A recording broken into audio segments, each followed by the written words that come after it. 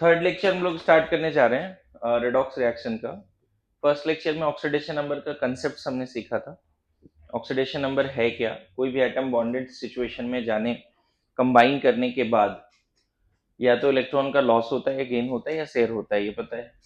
Sharing भी होता है तो इलेक्ट्रोनेगेटिविटी डिफरेंस की वजह से किसी एक एटम को ज़्यादा इलेक्ट्रॉन मिल जाता है और दूसरे को कम।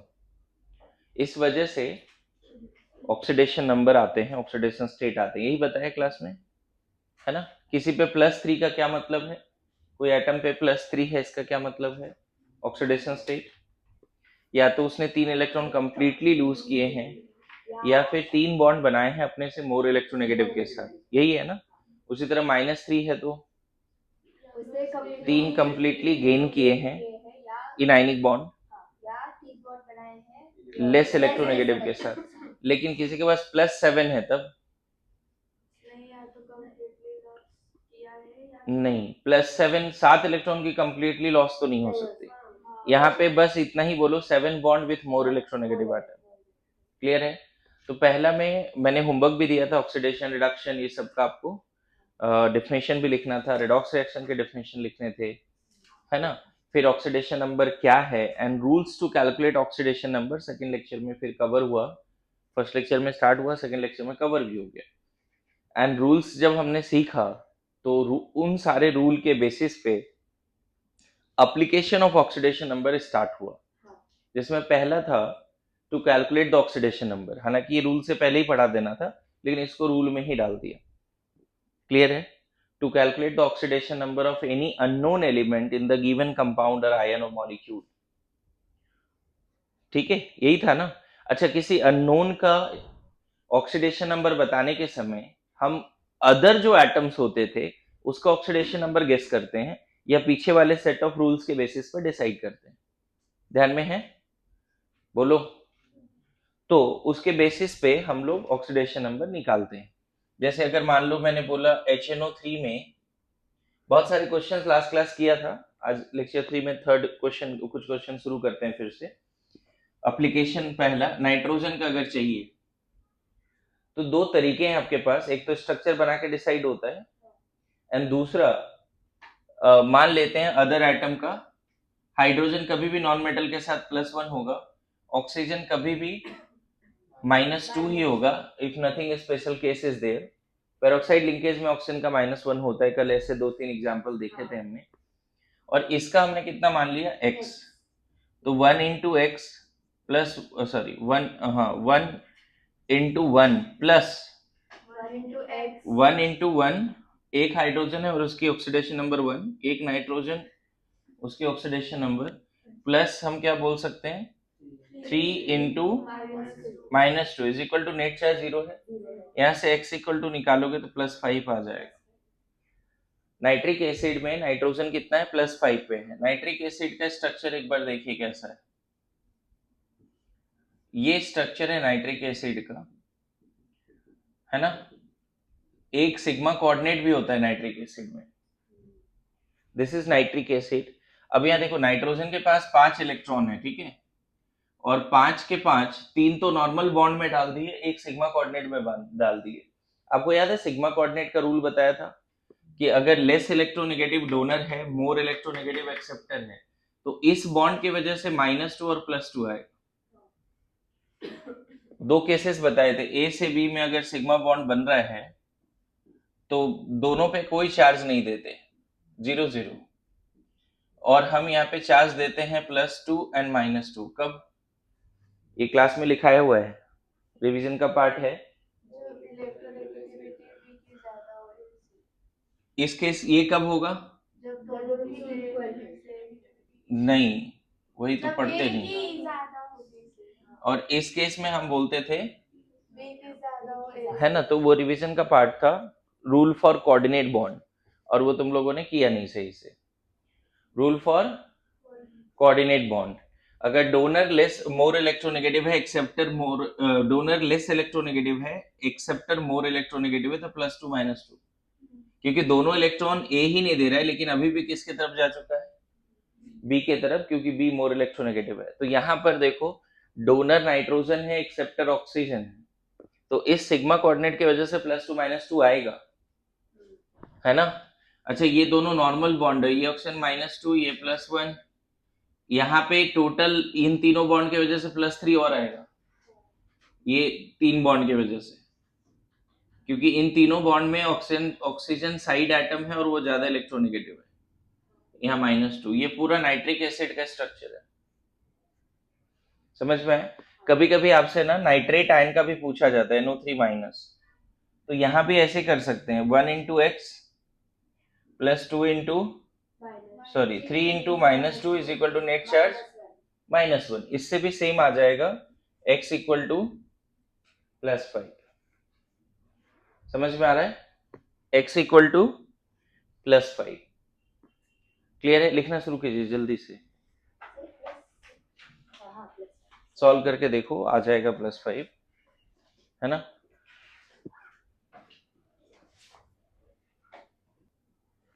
कोऑर्डिनेट बॉन्ड का रूल बनाया है, उसको ध्यान में रखना, पहले भी बताया था, मिस करते हैं लोग। नाउ नेक्स्ट, कभी कभी आपसे अमोनियम, कल ये होमवर्क भी दिया था जाते हुए कि अमोनियम नाइट्रेट में दोनों नाइट्रोजन का बताइए ऑक्सीडेशन नंबर, कभी कभी ऐसा सवाल आता है अमोनियम नाइट्रेट में। तो देखो, जब आयनिक कंपाउंड आए ना, तो केटायन और एनायन दोनों को अलग अलग कर लेना, एंड फिर आप निकाल पाओगे ऑक्सीडेशन नंबर। केटायन का अलग से निकालिए, एनायन का अलग से निकालिए। इस केस में अभी जस्ट निकाला था +5 नाइट्रेट आयन। इस केस में कैसे निकालेंगे, इसका x मान लेंगे, और हाइड्रोजन हमेशा, हाइड्रोजन विथ नॉन मेटल क्या, +1। तो अब रूल लगा दो, 1 × x + 4 × +1 = नेट चार्ज, जो कि +1 है। So this comes out to be -3। देख लेना एक बार। तो अमोनियम आयन में ये नाइट्रोजन -3 पे है और ये नाइट्रोजन +5 पे है। अब पता है, इकट्ठे अगर निकालते ना तुम, सब लोग ध्यान देना ध्यान देना, अगर मान लो तुम अलग अलग इसको ब्रेक करके नहीं निकालते, तो फिर इसको लिखने का तरीका देखो बदल जाता। टोटल 2 नाइट्रोजन है, तो N साथ में, हाइड्रोजन 4 है, O3 ऐसे लिखते पहले, और अब हम इसका मान लेते कि Y है और इसका +1 और इसका -2, ऐसे कर लेते जो रूल सिखाया था। तो कितना लिखोगे, 2 × y + 4 × +1 + 3 × -2 = 0। यहां से y निकालोगे ना तो +4 आ जाएगा, +4 बोल रहा हूं, 1 मिनट, +2 आना चाहिए शायद, 6 - 4 /2 ना, तो +1। देखो एवरेज हो गया ये, पता है इंडिविजुअली -3 +5 था, लेकिन अगर आप इस तरह से लिख के निकालोगे तो ऑक्सीडेशन नंबर +1 आ जाएगा। This is not actual, this is the average. Actual में इस पे -3 और इस पे +5 है, दोनों मिला के कितना हो गया, +2। 2 नाइट्रोजन मिला के कितना है, +2, तो पर नाइट्रोजन कितना हो गया, +1। क्वेश्चन इस अंदाज में नहीं पूछा जाता कि अमोनियम नाइट्रेट में ओवरऑल बताइए नाइट्रोजन का क्या है, आपसे दोनों अंडरलाइन कर देगा, अमोनियम नाइट्रेट में अमोनिया का अलग से बताइए और इस नाइट्रोजन का अलग से बताइए। तो ऐसे सवाल आएंगे तो आपको ब्रेक करके ही सॉल्व करना चाहिए, अदरवाइज आप इसको इस फॉर्म में लिख के ऐसे निकालोगे तो +1 आ जाएगा, एंड दैट इज नॉट। दोनों +1 पे है क्या, एक्चुअल में ये -3 +5 पे है, एवरेज है दोनों का +1, दोनों +1 पे नहीं है। तो क्वेश्चन क्या है ये समझ में आ गया। मतलब अब क्वेश्चन में अगर इस अंदाज में लिखा है कि इन दोनों का अलग से बताइए, तो वहां 4 ऑप्शन होगा ना, -3 +5 -4 +3, ऐसे 4 ऑप्शन होंगे, कहीं +1 होगा नहीं। तो उन चारों में से आपको एक -3 +5 वाला चूज करना है। आएगा ऐसे सवाल, इस तरह के कंपाउंड दे दिए जाएंगे और पूछा जाएगा आपसे, ठीक है। यहां तक समझ गए सब लोग, बोलिए। देखो हम NH4+ का उस रूल से स्ट्रक्चर बनाओ ना बच्चे, जैसे सीखा है। हाँ, तो कोऑर्डिनेट बॉन्ड दिखाओगे तो नाइट्रोजन ही ज्यादा इलेक्ट्रोनेगेटिव है ना। देखो यहाँ पे +1 था और अमोनिया का लोन पेयर उसने कोऑर्डिनेट बॉन्ड बनाया, तो यहाँ -1 गया तो ये न्यूट्रल हो गया, एंड डोनर पे +1 पहले से आएगा। अच्छा, इस बॉन्ड की वजह से कोई चार्ज नहीं, ठीक है, मेनली इन तीनों के वजह से चार्ज होगा, इन तीनों के वजह से चार्ज होगा। समझ में आ रहा है? पक्का? ठीक है, ओके।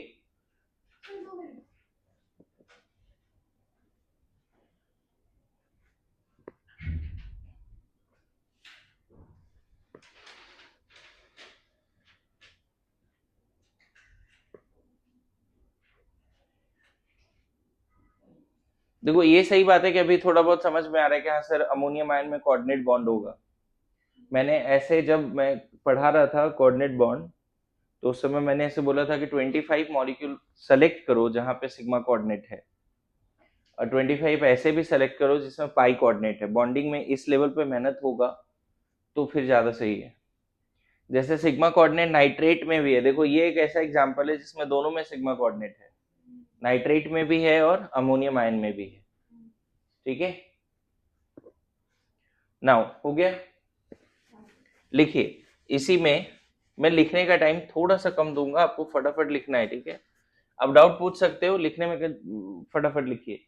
देखिए, कुछ कॉम्प्लेक्स कंपाउंड होते हैं बच्चे, कॉम्प्लेक्स कंपाउंड, ये भी आपके मॉड्यूल में दिया हुआ तो उसको पढ़ाना पड़ेगा। एक्चुअली ये 12th का पार्ट है, कोऑर्डिनेशन कंपाउंड का पार्ट है, लेकिन फिर भी थोड़ा समझा देता हूँ। कॉम्प्लेक्स कंपाउंड को लिखने का तरीका क्या होता है, देखो एक स्क्वायर ब्रैकेट के अंदर लिखा जाता है, सब लोग इधर ध्यान देना।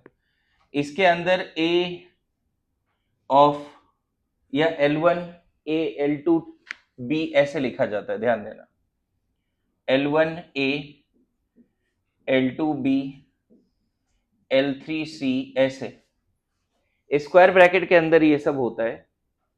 और या तो इधर कैटायन होगा या इधर एनायन होगा बाहर। मतलब तरीका ऐसा हो सकता है कि यहाँ पे हो सकता है कि K4 हो जाए ऐसा, पोटेशियम, या फिर ऐसे भी लिखा जाता है। अब देखो रियल एग्जांपल दे देता हूं, समझ में आ जाएगा। CO NH3 होल 6 Cl3 ऐसे लिखा जाता है। देखो सेंट्रल मेटल है, और ये सेंट्रल मेटल है, ये कोई, इसको यहाँ पे बोला जाता है लिगैंड। ये सब जो पार्ट होता है ना, इसको क्या बोला जाता है, लिगैंड्स, ठीक है। इसको बोला जाता है सेंट्रल मेटल एटम या आयन। हो सकता है कि जो M है वो न्यूट्रल फॉर्म में भी हो सकता है और पॉजिटिवली चार्ज्ड भी हो सकता है, इसीलिए सेंट्रल मेटल एटम और आयन। जैसे अच्छा दूसरा यहाँ पे मान लो ऐसे लिख दिया K4 FeCN होल 6 ऐसा। समझना, ये कॉम्प्लेक्स कंपाउंड जरूर है, लेकिन है ये एक तरह का सॉल्ट। सॉल्ट कैसे है समझना, ये है एक तरह का सॉल्ट, कॉम्प्लेक्स बोलते हैं। आज तक आपने ऐसे फॉर्मूला वाले कंपाउंड नहीं देखे होंगे, 19 में कभी देखा था ऐसा लिखा हुआ, देखा है, ठीक है। हीमोग्लोबिन भी इसी तरह का कॉम्प्लेक्स होता है, क्लोरोफिल भी इसी तरह का एक कॉम्प्लेक्स कंपाउंड होता है। हीमोग्लोबिन इसी तरह का कॉम्प्लेक्स कंपाउंड होता है, इसके सेंटर पे आयरन होती है। क्लोरोफिल भी इसी तरह का कॉम्प्लेक्स कंपाउंड होता है जिसके सेंटर पे मैग्नीशियम होता है शायद। क्लोरोफिल का थोड़ा बहुत पढ़े स्ट्रक्चर वगैरह कुछ भी ऐसा, तो उसके सेंटर पे मैग्नीशियम होता है, सुना है ना। तो वो कॉम्प्लेक्स कंपाउंड है एक्चुअल में। तो अभी हम उसके डिटेल में नहीं जाएंगे, अभी थोड़ा सा इस पे 2-4 क्वेश्चन करने का कोशिश करेंगे। क्या क्वेश्चन है समझाता हूं मैं। पहले तो इस तरह से जब भी लिखा रहे, स्क्वायर ब्रैकेट वगैरह रहे और बाहर कुछ रहे, या लेफ्ट में या राइट में स्क्वायर ब्रैकेट पहले फिर बाद में कुछ रहे, या पहले कुछ रहे बाद में स्क्वायर ब्रैकेट रहे, ये सारे सॉल्ट हैं, कोऑर्डिनेशन कंपाउंड कहलाते हैं। और इन सब का जो, इन सब में जो स्क्वायर ब्रैकेट वाला पार्ट है उसको कॉम्प्लेक्स आयन बोलते हैं। इसको कैसे ब्रेक कर सकते हैं, देखो इसको हमें ऐसे मानना होगा AB3 टाइप, ये पूरा को A मान लो, और 3 क्लोराइड है तो AB3 टाइप मान लिया। इसको हम कैसे मान सकते हैं, A4B टाइप। मतलब स्क्वायर ब्रैकेट हमेशा साथ में ब्रेक होगा, तो अब बताओ इसको कैसे ब्रेक करोगे। स्क्वायर ब्रैकेट साथ में रखें, बोलो, साथ में रखें, यस या नो? अच्छा 3 क्लोरीन है तो 3C3 कुछ नहीं लिखना होगा ना, 3 बार क्लोराइड लिखना पड़ेगा। कैसे लिखते हैं? 3Cl minus. जो यहाँ क्लोरीन है वो सामने आएगा और क्लोरीन पे हमें पता है -1 ही होता है। अरे ऐसा नो। अच्छा आप बताओ, ये तीनों पे -1 आ गया है तो इस पूरे पे कितना आना चाहिए? +3। कॉम्प्लेक्स आयन के पावर कितना होंगे? +3। अब इसको ब्रेक करके बताओ कैसे ब्रेक होगा? 4K प्लस इसको हमेशा साथ में रखना है, ठीक है? -4 ओवरऑल कॉम्प्लेक्स आयन पे -4। इसके केमिस्ट्री और इसके डिटेलिंग में नहीं जाना है, बस इससे जो क्वेश्चंस है 2-4 वो मैं कराने का कोशिश कर रहा हूं, ठीक है? यहाँ जो लिगैंड्स हैं 12th में पढ़ेंगे। लिगैंड्स दो तरह के होते हैं, न्यूट्रल और नेगेटिवली चार्ज। जैसे CO, वाटर, अमोनिया, ओवरऑल कोई चार्ज नहीं है इन सब पे, दिख रहा है? ओवरऑल कोई चार्ज नहीं है। CO पे ओवरऑल दोनों मिला के न्यूट्रल है, एक हाइड्रोजन 2 ऑक्सीजन मिला के न्यूट्रल है, 3 हाइड्रोजन 1 नाइट्रोजन मिला के न्यूट्रल है। इसी में इथिलीन डाइमीन भी मैं लिख देता हूं, इथिलीन डाइमीन देखो, CH2 CH2 NH2 NH2 है। इसी को शॉर्ट में EN लिखा जाता है, EN शॉर्ट में। और कुछ नेगेटिवली चार्ज होते हैं जैसे Cl minus, Br minus, I minus, ये सब भी स्क्वायर ब्रैकेट के अंदर होगा। ये सब स्क्वायर ब्रैकेट के अंदर भी हो सकता है, बाहर भी हो सकता है। Cn minus, OH minus, negatively charge ligand. C2O4 minus 2 oxalate बोलते हैं, C2O4 माइनस 2 ऑक्सिलेट, इस तरह से चलता है, ठीक है? अब हमें समझना होगा क्वेश्चन क्या पूछा जाता है। इस तरह का कॉम्प्लेक्स दिया रहेगा, इसी तरह का कॉम्प्लेक्स दिया रहेगा ऐसा, या तो न्यूट्रल फॉर्म में दिया रहेगा या सिर्फ उसका कॉम्प्लेक्स आयन दिया रहेगा, और क्वेश्चन पूछा जाएगा कि इसका ऑक्सीडेशन नंबर बताइए। जैसे भी कर रहे थे वही क्वेश्चन है मेरे पास, अभी ऐसे ही कर रहे थे, नॉर्मल मॉलिक्यूल देके एक अंडरलाइन कर रहे थे। आपसे पूछा जा सकता है कि इस कॉम्प्लेक्स में कोबाल्ट का ऑक्सीडेशन नंबर बताइए, या इस कॉम्प्लेक्स में आयरन का बताइए, या फिर कॉम्प्लेक्स न्यूट्रल फॉर्म में नहीं चार्ज फॉर्म में दिया रहेगा, बोलेगा इस वाले में आयरन का ऑक्सीडेशन नंबर बताइए, इस आयन में, इस कॉम्प्लेक्स एनायन में बताइए, या इस कॉम्प्लेक्स कैटायन में बताइए। तो उसके लिए हम लोग लर्न कर रहे हैं, नया रूल नहीं है, लेकिन हाँ एक सेपरेट क्वेश्चन है, इसको लिखो पहले फिर बताता हूं। अच्छा ये समझ में, लिगैंड्स क्या होता है? स्क्वायर ब्रैकेट के अंदर दो चीजें होती है, एक सेंट्रल मेटल एटम, और रेस्ट जो भी होते हैं वो क्या होते हैं? लिगैंड्स होते हैं। लिगैंड्स दो तरह के होते हैं, न्यूट्रल एंड, हालांकि 12th में बहुत डिटेल में पढ़ना है लिगैंड्स के बारे में, अभी फिलहाल इतना लिख के काम चलाएंगे। देखिए अगर इस तरह के सवाल आ गए आपके पास, आगे चल के और डिटेल पढ़ेंगे। स्क्वायर ब्रैकेट में जो होता है वो नॉन आयोनाइजेबल होता है, मतलब आप इसको ब्रेक नहीं कर सकते, इसको साथ में ही रखना है। इन सब में प्यार मोहब्बत बहुत है, ये साथ में रहते हैं। लेकिन स्क्वायर ब्रैकेट के बाहर जो है वो कैटायन या एनायन के फॉर्म में, और पूरे स्क्वायर ब्रैकेट जो है वो कैटायन एनायन के फॉर्म में बाहर आ सकते हैं, जैसे मैंने यहाँ ब्रेक भी किया है। आपको गेस करना है कि लिगैंड्स निगेटिवली चार्ज्ड है या न्यूट्रल है, और उसके बेसिस पे आंसर आ जाएगा। सेंट्रल मेटल एटम का ऑक्सीडेशन नंबर हमें चाहिए। जैसे मान लो FeCO5, देखो यहाँ पे बाहर कुछ भी नहीं है, बस यही है, और इसमें पूछ दिया कि आयरन का ऑक्सीडेशन नंबर बताइए। तो आपको गेस करना है क्या CO पे कोई चार्ज होता है? एक CO पे कोई चार्ज है, कार्बन मोनोऑक्साइड पे नहीं, 5 है तो भी कोई चार्ज नहीं है। अगर इस पे कोई चार्ज ही नहीं है तो इस पे भी चार्ज क्या होगा? यहाँ पे आयरन का ऑक्सीडेशन नंबर क्या है? 0। लिगैंड पे कोई चार्ज है क्या? नहीं है ना। अच्छा क्वेश्चन है, पूछा जाता है, जैसे NiCO4, फिर से पूछ लिया, यहाँ निकेल पे बता दो, 0। समझ में है? लेकिन देखो थर्ड क्वेश्चन, यहाँ पे मान लो यहाँ लिखा है FeCO4 6 +2, ओवरऑल +2 लिख दिया, बात समझना। अब यहाँ पे आयरन पे कितना बोलेंगे? क्यों? ये तो हमेशा न्यूट्रल है, सीओ पे कोई चार्ज है क्या? नहीं, तो नेट यहाँ +2 क्यों आ रहा है? नेट यहाँ पे +2 आ क्यों रहा है? क्योंकि वो +2 किस पे है? या ऐसे कर लो, इसको x बोले, चलो नया तरीका देखो, इस आयरन का क्या बोले? x, और पूरा सीओ का साथ में क्या बोलते हैं? 0।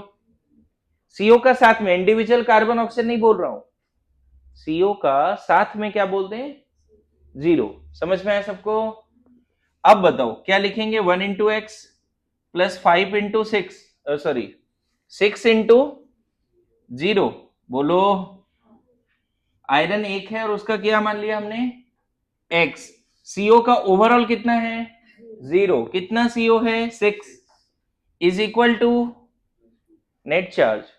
तो एक्चुअल में इस कॉम्प्लेक्स में आयरन किस पे आ गया? +2 पे। सीख रहे हैं सब लोग? थर्ड क्वेश्चन देखो, सिंपल सिंपल क्वेश्चन करूंगा, है ना। Fourth question, FeCN whole 6 -3। अब इसमें मैं आयरन का जानना चाहता हूं, तो आयरन का हमें नहीं पता, हम क्या मान ले? x। ओवरऑल Cn को एक एटम मानो और Cn -1 होता है। ओवरऑल इन दोनों को मिला के कितना है? -1। ओवरऑल नेगेटिवली चार्ज है साइनाइड आयन, राइट। अब क्या करेंगे? 1 into x plus 6 into is equal to net charge, is equal to net charge. तो कितना हो गया? x equal to plus. समझे? आपको लिगैंड को समझना पड़ेगा बच्चे कि वो लिगैंड न्यूट्रल है या नेगेटिवली चार्ज्ड है। एक और एग्जांपल देखो, मैं चाहता हूं इसका आंसर सब लोग खुद दे दे तो सही रहेगा। EN लिखा है, इथिलीन डाइमीन लिगैंड के जगह पे। Very good. देखो इसका x मान ले और इसका ओवरऑल तो कुछ है ही नहीं। इसका ओवरऑल EN का कुछ है क्या? नहीं। कितना लिखेंगे? 1 इंटू एक्स प्लस 3 इंटू 0, पूरा EN कितना है? 3 है, इज इक्वल टू कितना? x कितना आ गया? अब बताओ क्या कॉम्प्लेक्स आयन का समझ पा रहे हो तुम लोग? पक्का? अभी 3-4 क्वेश्चन और देंगे, लिखो जल्दी लिखो। मैंने अभी जो थोड़ा थ्योरी बताया इससे पहले, सिर्फ ये क्वेश्चंस कराने के लिए थ्योरी बताया कि लिगैंड क्या होता है ना। कॉम्प्लेक्स आयन का भी क्वेश्चन आएगा बच्चे, और वो करना पड़ेगा आपको। अब देखिए, अगर मान लो मैंने ऐसे क्वेश्चंस दिए K4 FeCN होल 6, इसमें बोल रहा हूं आयरन का बताने के लिए। 6th क्वेश्चन, तो समझिए कैसे करना है। बताओ पोटेशियम कभी भी जुड़ता है ग्रुप 1 में तो क्या आता है उस पे? +1। तो इसका हम +1 लिख देंगे, चलेगा। इसका हमें नहीं पता, x लिख दें। और ओवरऑल Cn का मिला के कितना? -1। नेट चार्ज ओवरऑल मॉलिक्यूल में कुछ है क्या? 0। तो पहले लिखेंगे 4 इंटू 4 पोटेशियम है, हर सारे पोटेशियम +1 पे है, 1 into x plus 6 into -1 is equal to net charge. ऐसे ही कर रहे थे पहले भी, आपको ध्यान में होगा तो ऐसे ही कर रहे थे ना। कितना आएगा? x +2 आएगा, चेक कर लो। समझे?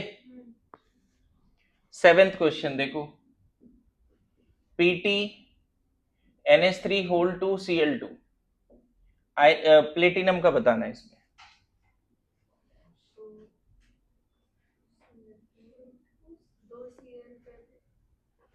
Cl माइनस होता है हमेशा, Cl न्यूट्रल होता नहीं है।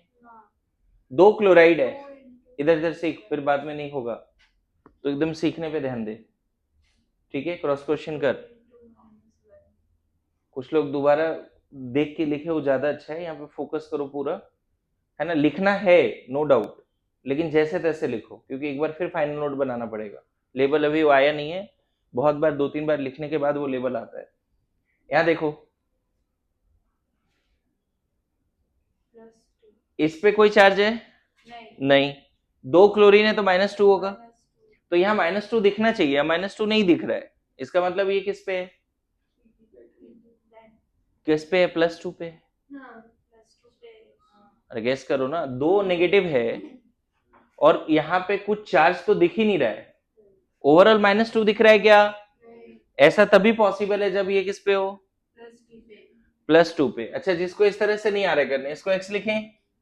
ओवरऑल अमोनिया 0, एक क्लोरीन -1 होता है, 1 into x plus 2 into 0, 2 ammonia है और हर अमोनिया का 0, प्लस 2 इंटू 2 क्लोरीन है, हर क्लोरीन का -1 इज इक्वल टू नेट क्या दिख रहा है? तो यहां से सॉल्व करके देखो कितना आ रहा है, +2। कुछ लोग 12th में तो ये लेवल आ जाता है कि ये सब करने का जरूरत नहीं, डायरेक्ट बता देते सर +2 पे। 12th में आ जाता है ये लेवल, डायरेक्ट बोलते हैं सर 2 क्लोरीन -2, तो प्लेटिनम डेफिनेटली +2, क्योंकि नेट चार्ज तो कुछ है नहीं। आ जाएगा, कोऑर्डिनेशन केमिस्ट्री में सीख जाओगे अच्छे से। बोलो आ रहा है समझ में? जैसे मान लो Pt En2 Cl2 +2, अब बताओ प्लेटिनम का बताना है आपको। Very good. कुछ लोग देखो एकदम तुरंत अभी वो लेवल आ गया, +4 तुरंत कैसे बोल रहे हैं? एक तो देखो -2 हो गया, -2 है लेकिन ओवरऑल दिख रहा है +2, ये कब पॉसिबल? इस पे तो कोई चार्ज होता नहीं, 2 माइनस है लेकिन फिर भी नेट +2 दिख रहा है। जब ये +4 पे होगा तब ये पॉसिबल है। +4 -2 नेट चार्ज +2। अच्छा ऐसे नहीं आया समझ में, ऐसे देख, इसका x मान ले, En का क्या मान ले? 0, और क्लोरीन का कितना होता है? -1। यहाँ तक ठीक है? ये वाला तरीके से हो रहा है तुमसे? ठीक है, बताओ 1 into x, 2 into 0, 2 into is equal to net charge जो है वो लिखेगा ना। अब यहाँ से x निकाल के देख, ये -2 उधर जाके x इक्वल टू क्या हो जाएगा? बोलो, अब कॉम्प्लेक्स साइन का भी सीख गया तुम लोग? पक्का समझ में आया? देखो 2-3 मॉड्यूल का कॉम्प्लेक्स साइन करो, अगर सीख गए तो मॉड्यूल में होगा एक्सरसाइज में, जल्दी जल्दी करो। मॉड्यूल में 2 ही सवाल हैं, मैं डिस्कस कर दूं। मॉड्यूल में 19 नंबर का आगे क्या, 19 देखो, PTNH सॉरी इथिलीन है ना शायद, C2H4 है ना जी, ये इथीन है, इथीन न्यूट्रल होता है, और यहाँ Cl कितना 3 है क्या? ओवरऑल -1 है राइट। जिसको नहीं आ रहा है वो नॉर्मल तरीके से करिए सॉल्व। x इसका मान लेते हैं, इसका 0 है ओवरऑल, और क्लोरीन ओवरऑल, एक क्लोरीन का -1 होता है, क्लोराइड आयन सुना है? Okay, 1 into x plus 0 into 1, 1 into 0 बोलो, इथिन तो 1 है लेकिन ओवरऑल इथिन पे चार्ज क्या है? 0, प्लस 3 है क्लोरीन और ओवरऑल चार्ज हर क्लोरीन पे कितना है? -1 is equal to net charge कितना? -1। x कितना हो गया? +2। अब सॉल्व करके देख लीजिए। देखो अब मैं बताऊं, तुम थोड़ा सा इस अंदाज में बैठो यार कि 10 क्वेश्चन हो रहा है उसके बाद भी स्ट्रगल है ना, फिर दिक्कत है, मतलब तुम्हारा अटेंशन क्लास में नहीं है। ठीक है, मैंने बोला कौन से लिगैंड न्यूट्रल होते हैं, जैसे यहाँ एक नया लिगैंड मिला लेकिन किसी ने गेस कर लिया कि हाँ इस पे कोई चार्ज नहीं है, उसने गेस किया तभी उसने सही आंसर बताया कि यहाँ पे कोई चार्ज नहीं है। क्लियर है? और ये दिखेगा, आप अगर थोड़ा सा उस अंदाज में बैठोगे कि हाँ देखते हैं कि उस पर क्या चार्ज हो सकता है ओवरऑल, हो सकता है आगे ऐसे क्वेश्चन आ जाए जिसमें हम वो लिगैंड अभी क्लास में नहीं लिखा है, तो तुम कैसे फिर छोड़ के आओगे? फिर थोड़ा थोड़ा मॉलिक्यूल्स पे आइडिया हो जाता है। ओके, ये जो 10th वाला क्वेश्चन है उसमें नाइट्रोजन का ढूंढना है, वो उसमें कोबाल्ट का ढूंढा है। हाँ क्या नाइट्रोजन अंडरलाइन है क्या? हाँ नाइट्रोजन, तो फिर तो -3 वो हो ही जाएगा। मतलब उन्होंने 4 दिए हैं और उन्होंने बोला है कि चारों में नाइट्रोजन, चारों में से नाइट्रोजन का इनकरेक्ट कौन सा दिया है।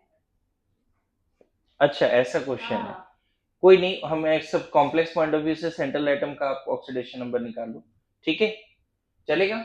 ओके नाउ S4O6 -2 बताओ, इट्स सल्फर S4O6 -2। फिर बैक टू नॉर्मल क्वेश्चन, लेकिन एक्सेप्शनल, एक्सेप्शनल क्वेश्चन, मतलब बिना स्ट्रक्चर का। देखो, जब किसी भी मॉलिक्यूल आयन में सल्फर बहुत सारे हों, या एक एटम जिस पे पूछा गया वो बहुत सारे हों, जैसे यहाँ पे सल्फर में पूछा गया और सल्फर 4 है, बोल रहे हर सल्फर का बताइए, तो बिना स्ट्रक्चर का आप सेकंड मेथड से ही कर पाओगे। फर्स्ट मेथड से सिर्फ एवरेज मिलेगा। इंडिविजुअल अगर निकालना है तो आपको क्या चाहिए? स्ट्रक्चर चाहिए। And that's why here come कि मैंने कल बोला कि कम से कम 15-20 एक्स्ट्रा नए स्ट्रक्चर्स, आप ऐसे स्ट्रक्चर जो जहां पे रूल 1 से रूल 6 भी फेल हो जाते हैं उसको ट्राई करना है। तो इस केस में पहले एवरेज निकाल लेते हैं। हर सल्फर का कितना? x मान लेते हैं। Etch sulphur x। हर ऑक्सीजन का कितना होता है? कुछ नहीं मेंशन है तो -2। क्या लिखे? 4 into x 6 into -2 is equal to net charge. तो यहाँ एवरेज जो निकल के आएगा, देखो पैराडॉक्स का सवाल है, 5/2 दैट इज 2.5, ये एवरेज आया। अच्छा, हर सल्फर का 2.5 एवरेज, ठीक है, 6 से ज्यादा थोड़ी हुआ। मैंने क्या बोला, कभी कभी 6 से ज्यादा आ जाए तो 6 मान लेते हैं।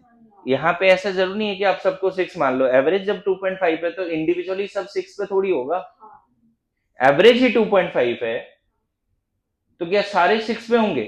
अगर सारे 6 पे होंगे तो एवरेज 6 आएगा। Yes no? तो अब इसको बिना स्ट्रक्चर का आप नहीं कर पाओगे। तो स्ट्रक्चर देखो इसमें क्या है, ऐसा स्ट्रक्चर है ये स्ट्रक्चर लर्न करने का पार्ट है, आपको सपने नहीं आएंगे, आपको लर्न करना पड़ेगा, सीधा बात है। 5-10 ऐसे स्ट्रक्चर हैं, जैसे कल CrO5 बटरफ्लाई बोला था ना, है ना, H2S2O8, है ना, डाइपेरोक्सी सल्फ्यूरिक एसिड, वहां पे OO सिंगल, जानते हो, यहाँ पे OO बॉन्ड था बस लास्ट क्लास में, और इधर H और H था, H2S2O8, ठीक है। तो ये बिना स्ट्रक्चर का नहीं बनेगा, लेकिन अब बन जाएगा। बताओ अब इंडिविजुअल ऑक्सीडेशन स्टेट क्या है? ये दोनों सल्फर 0 पे होगा, क्योंकि सल्फर आपस में अदर सल्फर पे जुड़े तो उसमें हम कुछ नहीं बोलते। ये सल्फर कितने पे होगा? ये सल्फर ने 5 बॉन्ड बनाए ऑक्सीजन के साथ, +5। देखो थोड़ा फास्ट होना पड़ेगा, एकदम स्पॉन्टेनियस होनी पड़ेगी। इस SS बॉन्ड की वजह से कोई चार्ज सेपरेशन नहीं, लेकिन यहाँ जो 5 बॉन्ड बना लिया है उसने ऑक्सीजन से, उससे सल्फर पे +5 आएगा, और इधर भी सल्फर पे कितना आएगा? +5। तो देखो इंडिविजुअली आंसर क्या होगा? +5 0 0 +5, ये आंसर करके आना है। एवरेज 2.5 है, लेकिन अगर आपसे पूछ दिया कि इस मॉलिक्यूल में हर सल्फर का बताइए इस आयन में, तो बिना स्ट्रक्चर का आपसे सवाल नहीं बनेगा, बिना स्ट्रक्चर का आपसे सवाल नहीं बनेगा। You have to be structure थोड़ा। और जानते हो ऐसा स्ट्रक्चर है, ऐसा भी नहीं कि मैंने एक्सेप्शनल दे रखा है, मैं जितना क्लास में कर रहा हूं उतना तो कम से कम याद कर लेना। मैं जितना लिखा दे रहा हूं क्लास में, that is sufficient for even JEE mains advance also. समझ गए? ऐसे 10 अगर स्ट्रक्चर मैंने लिखा दिए, 20 लिखा दिए, तो उसको रफ में डेली प्रैक्टिस करो, हर अल्टरनेट डे थोड़ा समझो, खुद से भी सोचो। क्लियर है? ठीक है। नेक्स्ट, H2O3 -2 में सल्फर का बताना है, इंडिविजुअली बताना है, और स्ट्रक्चर बना के हर सल्फर का भी, सॉरी एवरेज भी बताना है। हर सल्फर का भी बताइए और एवरेज भी बताइए।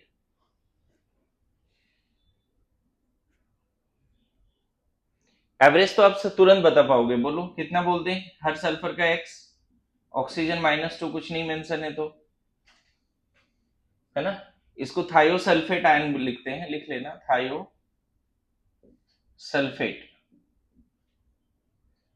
ठीक है। देखिए 2 into x +3 into -2 is equal to net charge -2, कितना आ गया? x equal to +2।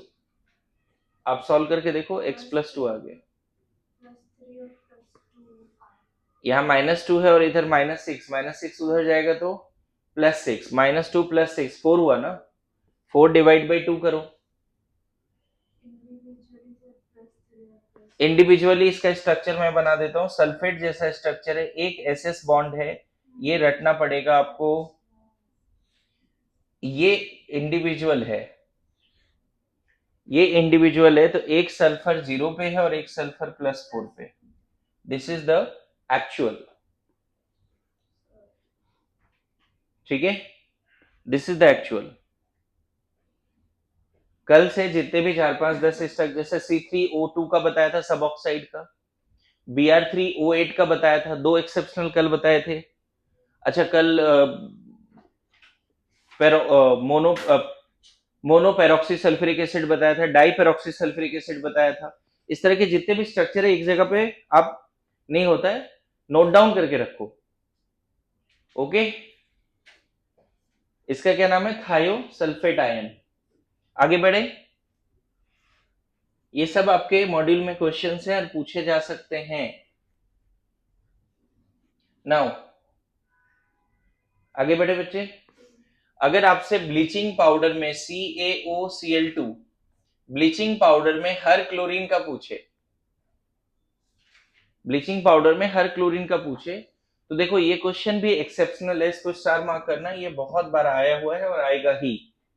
Bleaching powder में हर कार्बन का सॉरी कैल्शियम का नहीं, क्लोरीन का। तो मैं बताऊं ब्लीचिंग पाउडर कैसे ब्रेक होता है, ये आयनिक कंपाउंड है, ध्यान देना, कैल्शियम +2 पे ब्रेक होता है ना। यहाँ पे एक Cl- भी छुपा हुआ है और एक ClO- छुपा हुआ है। इसके अंदर 2 एनायन है, एक Cl- है और एक ClO- है। ये एक एक्सेप्शनल सवाल हो गया फिर से। तो मैं बता दूं, अगर कोई बोले इन सब में क्लोरीन का बता दीजिए कितना है, तो क्लोरीन का यहाँ पर, सॉरी क्लोरीन बोल रहा हूं, कैल्शियम का +2 है, ऑक्सीजन का -2 है, और यहाँ जो क्लोरीन है उसमें से एक क्लोरीन +1 पे और एक -1 पे। अगर कोई बोले एवरेज, तो 0। क्लोरीन का एवरेज कितना है, फिर से मैं रिपीट करता हूं कैसे, देखो यहाँ पे oxidation number is net charge, calcium +2 पे नेट चार्ज कितना है, कैल्शियम +2 पे नेट चार्ज कितना है, इसका ऑक्सीडेशन नंबर +2 बोल दो डायरेक्ट। अरे it is loss of electron, it is scarcity of electron. इसका ऑक्सीडेशन नंबर कितना, जितना उसने इलेक्ट्रॉन लूज किया वही उसका ऑक्सीडेशन नंबर है। ये वाले क्लोरीन ने कितना गेन किया है, -1 होगा ना, सॉरी कितना होगा, -1। Cl- का डायरेक्ट, अगर Cl- का ऑक्सीडेशन नंबर पूछे तो क्या बोलेंगे, -1। एक एक्स्ट्रा इलेक्ट्रॉन लेके रखा है इसने।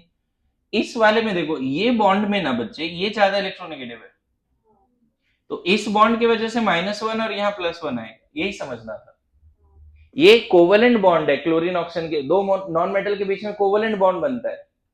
क्लोरीन भी नॉन मेटल है, ऑक्सीजन भी नॉन मेटल है, शेयरिंग से बॉन्ड बना है, लेकिन शेयर्ड इलेक्ट्रॉन किधर ज्यादा शिफ्टेड है, ऑक्सीजन की तरफ। तो यहाँ पे बता दूं, एक माइनस पहले से और एक माइनस और आ रहा है, तो ऑक्सीजन पे नेट कितना है, -2। मेरे बात समझ रहे हो, तो इसीलिए यहाँ पे इस तरह से लिखा है। अगर ब्लीचिंग पाउडर में अगर किसी ने क्लोरीन का पूछा तो +1 एंड -1 बोल के आएंगे, क्या बोल के आएंगे क्लोरीन का। लेकिन अगर किसी ने एवरेज पूछ लिया, ये किस में, ब्लीचिंग पाउडर का क्लोरीन में, क्लोरीन का ब्लीचिंग पाउडर में, समझ गए। फिर से रिपीट कर रहा हूं, ये अच्छा क्वेश्चन है, पूछा जाता है कभी कभी। ये फैक्ट ही नहीं पता है ना तुम्हें कि इसमें 2 एनायन छुपे हुए हैं, तो गलत करके ही आओगे। अच्छा एवरेज तुम ऐसे भी निकाल सकते हो, मतलब बिना ये फैक्ट समझे भी एवरेज आ जाएगा, देखते हैं आता है या नहीं आता है, करें।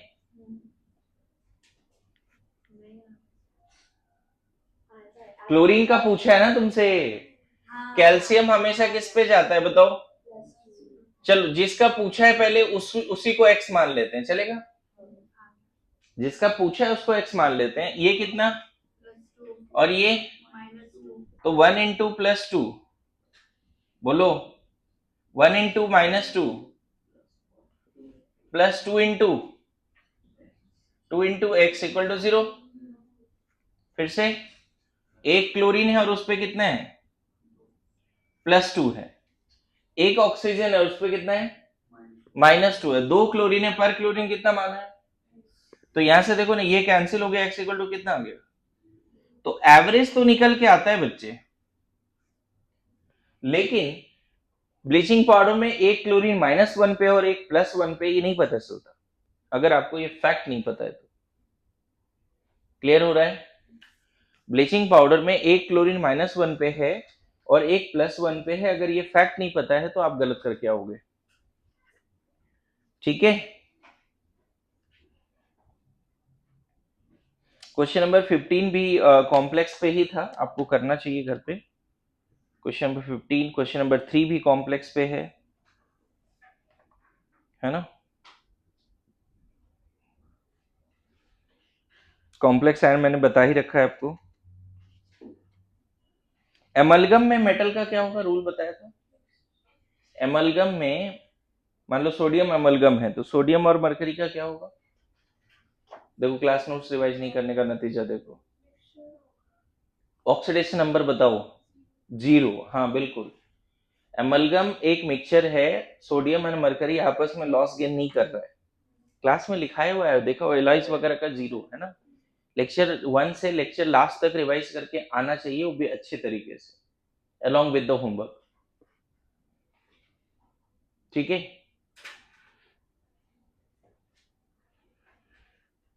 समझ गए?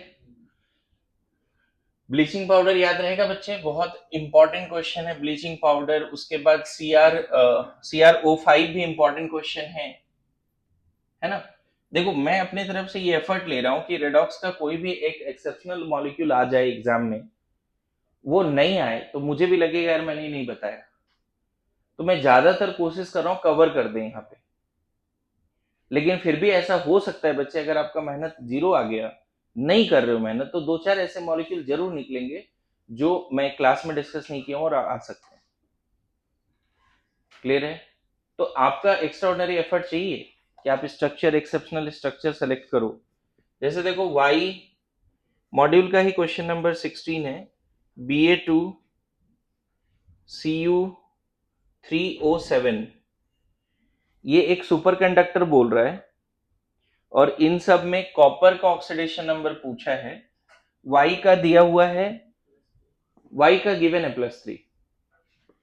ऑक्सीडेशन स्टेट ऑफ Y +3 ये गिवन है, इसमें कॉपर का पूछा है। तो देखो क्वेश्चन नंबर आई गेस कितना है, 16। देखिए कैसे कर सकते हैं इसको। इसका तो हमें पता है +3 है।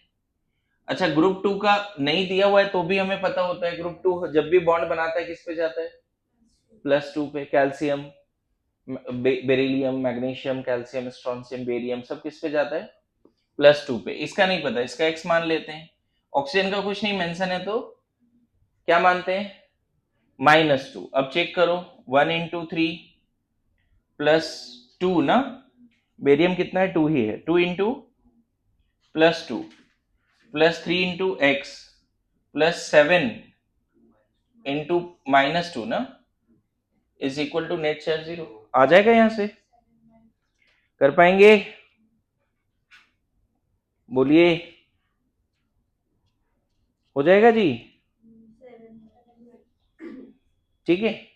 जैसे मान लो अगर आपसे C6H6 में कार्बन का पूछ दिया, बेंजीन में कार्बन का पूछ दिया, वही रूल लगाओ। स्ट्रक्चर देखो कहीं कुछ नहीं पता है तो कम से कम पहला वाला मेथड तो पता है ना। मान लो तुम्हें स्ट्रक्चर नहीं पता तो पहला मेथड तो पता है। तो C6H6 में अगर कार्बन का पूछ दिया बच्चे तो x मान लेते हैं। हाइड्रोजन का क्या मानना चाहिए, मैं बताओगे कोई? हाइड्रोजन विथ नॉन मेटल किस पे जाता है, +1 पे। तो 6 into x +6 into +1 is equal to 0। तो बेंजीन में हर कार्बन का कितना आ गया, देखो चेक करो, -1। बेंजीन में हर कार्बन का कितना आ गया, -1। मान लो तुमसे पूछ दिया C6H12O6 में कार्बन का पूछ दिया, ग्लूकोज में, तो फिर से वही रूल लगाएंगे, 6 इंटू एक्स 12 इंटू कितना, +1। नॉन मेटल हमेशा हाइड्रोजन नॉन मेटल के साथ किस पे जाता है, +6 इंटू -2 इक्वल टू 0। कितना, 12, 12 और 12 0 हो गया ना उधर, तो x इक्वल टू 0 आया ना बच्चे। 1/6 कैसे आएगा, 1 कहाँ बच रहा है? अरे यहाँ पे -12 है, यहाँ +12 है, क्या कैलकुलेशन कर रहा है? ग्लूकोज में हर कार्बन का कितना, लेकिन ध्यान रखना जब ऐसे क्वेश्चंस कर रहे हो तो इंडिविजुअल कार्बन का नहीं निकाल रहे हैं हम, एवरेज है वो, है ना। ग्लूकोज का स्ट्रक्चर देखेंगे तब सीखेंगे ना। ग्लूकोज जैसे बेंजीन में यहाँ पे -1 आया, वो एवरेज है, हो सकता है एक्चुअल में सारे कार्बन -1 पे हो, वो देखना पड़ेगा स्ट्रक्चर बना के। और बिल्कुल होता है बेंजीन में हर कार्बन -1 पे होता है। क्लास में हमने डिस्कस भी किया है बेंजीन का स्ट्रक्चर, राइट। देखो डबल बॉन्ड कैरेक्टर होता है, सारे कार्बन कितने बॉन्ड बना रखे हैं बताओ, एक ही बॉन्ड तो हाइड्रोजन के साथ है, आपस के बॉन्ड की वजह से कोई पोलैरिटी आती है क्या, नहीं। मेनली इस बॉन्ड की वजह से क्या होगा, -1 एंड +1। बाकी ये कार्बन जो इन तीनों से जुड़ा है उसकी वजह से हम मानेंगे कुछ नहीं हुआ है। सेम एटम से जुड़ते हैं तो हम बोलते हैं ऑक्सीडेशन नंबर दोनों का 0 0। इस बॉन्ड की वजह से यहां 0 यहां 0, ये डबल बॉन्ड की वजह से यहां भी 0 यहां भी 0। तो यहां पे तरीके से देखोगे तो बेंजीन में जो एवरेज आया है वही एक्चुअल है, बेंजीन में जो एवरेज आया है बच्चे वही एक्चुअल भी है हर कार्बन पे। बेंजीन में जो एवरेज आया है वही एक्चुअल है हर कार्बन पे। तुम लोग इस बात को नहीं समझ पा रहे हो, आगे का पूरा ही टॉपिक जो नेक्स्ट एप्लीकेशन है उसके नेक्स्ट टू नेक्स्ट सारे एप्लीकेशन ऑक्सीडेशन स्टेट पे ही बेस्ड है। अगर आपने ऑक्सीडेशन स्टेट में गलती करा, बैलेंसिंग नहीं होगी, ऑक्सीडाइजिंग एजेंट, रिड्यूसिंग एजेंट या इक्विवेलेंट के क्वेश्चंस नहीं बनेंगे। सब स्टार्ट कहां से होता है, ऑक्सीडेशन स्टेट से। तो आपको एक्स्ट्रा ऑर्डिनरी कमांड करना चाहिए। अगर किसी को लग रहा है स्ट्रगल है, मैं बोल रहा हूं 50 आप 200 मॉलिक्यूल का ऑक्सीडेशन नंबर प्रैक्टिस करो, लेकिन स्ट्रगल खत्म करके दिखाओ। क्लियर है। स्ट्रक्चर अगर दिक्कत है, आप ज्यादा से ज्यादा मॉलिक्यूल प्रैक्टिस करिए, आपको करना ही पड़ेगा। ठीक है। कितने लोग क्लास में हैं जिनको स्ट्रेस होता है, ओवर थिंकिंग होती है, बताओ कितने लोग हैं क्लास में। जेन्युइनली पार्टिसिपेट करो, मैं कुछ शेयर करना चाहता हूँ। कितने लोग क्लास में हैं जिसको सच में स्ट्रेस होता है, ओवर थिंकिंग होती है नहीं, कुछ भी नहीं, कूल। मैं इतना डांट रहा हूं फिर भी कुछ नहीं होता, होमवर्क कर नहीं कर रहे हैं फिर भी कुछ नहीं होता। देखो ओवर थिंकिंग या स्ट्रेस का मेन रीजन क्या है, हाँ, अंडर प्रिपरेशन।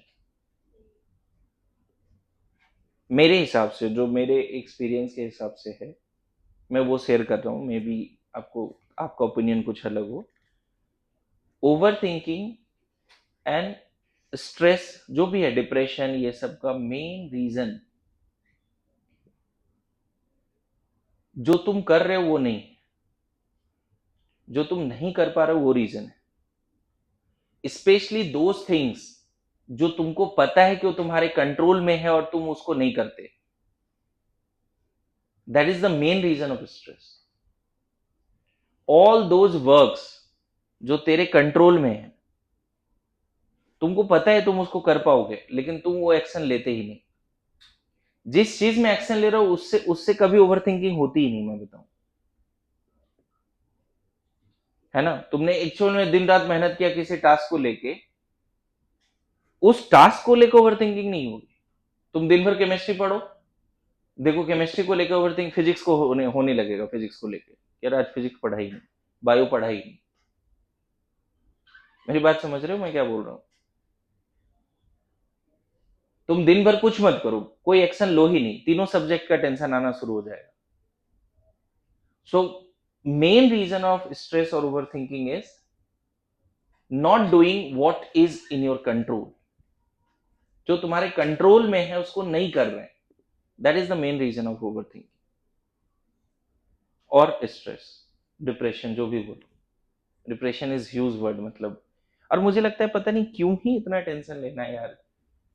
मुझे एक बात बताओ, अगर इस लेवल पे अंडरस्टैंडिंग है, देखो थोड़ा सा सदगुरु वाले डायरेक्शन में जा रहा हूं, इस लेवल पे अंडरस्टैंडिंग है कि कुछ लेके तो आए नहीं थे, आए थे क्या, कुछ भी लेके नहीं आए। अच्छा, इतनी मैच्योरिटी है, कुछ जाएगा नहीं तेरे साथ पक्का कि कुछ लेके जाओगे? नथिंग। अब जो भी हमारे लाइफ में हो रहा है, मेरे हिसाब से हम तो पॉजिटिव ही हैं। मेरे हिसाब से हम क्या है? पॉजिटिव है।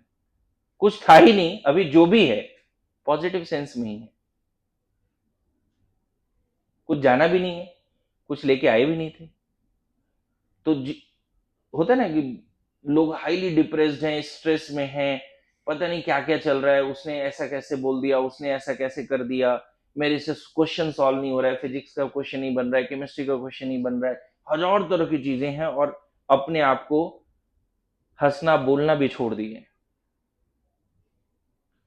तुम्हारे पास ये सेंस आ जाए ना बच्चे जिस दिन कि हम हमेशा पॉजिटिव में हैं, ऑलवेज, तुम खुश रहोगे, कोई टेंशन ही नहीं है। जो है वो पॉजिटिव ही है। कुछ था ही नहीं हमारे पास, अभी बहुत सारे चीजें हैं, लेकिन हम अभी जो चीजें हैं उसमें क्या देखते हैं? पॉजिटिव कहां देख रहे हैं? स्ट्रेस देख रहे हैं, डिप्रेशन देख रहे हैं, हजार तरह की चीजें देख रहे हैं। समझ रहे हो ना? तुम लोग बोलोगे कि सर आप अपसेट है, हम लोग नहीं, मैं देखता हूँ बच्चे पढ़ रहे हैं, थोड़ा बहुत तो कुछ कर रहे हैं, पॉजिटिव ही है ना, नेगेटिव कहाँ है? मैं तो ये देख रहा हूँ ना सब बच्चों को। मैं डांटना एक अलग चीज है, वो डिसिप्लिन का पार्ट है, लेकिन ओवरऑल अगर बात करो तो मैं बोलूंगा तुम ऐसे बहुत सारे बच्चों से बेटर हो जिनको ये अपॉर्चुनिटी नहीं मिला है, जो रेगुलर स्कूल में मान लो कहीं पढ़ रहे हैं और उस लेवल पे उनको गाइडेंस नहीं मिल पा रहा है, उनसे तो बहुत पॉजिटिव हो, अच्छा चल रहा है ना? तो कभी भी डिप्रेशन में जाने का, ओवर थिंकिंग करने की जरूरत नहीं है। ऑलवेज तुम कहाँ हो? क्या कभी लॉस में हो? Ever ever? नेवर एवर, कभी लॉस में नहीं, खुश रहेंगे। ओके, आगे बढ़े, लिखिए second application to find oxidising agent and reducing agent. First application क्या था बच्चे? मैंने फर्स्ट एप्लीकेशन में बहुत सारा एफर्ट दिए ऑक्सीडेशन नंबर निकालने पे, है ना? अब आप क्वेश्चन प्रैक्टिस कीजिए और उस पर कमांड कीजिए।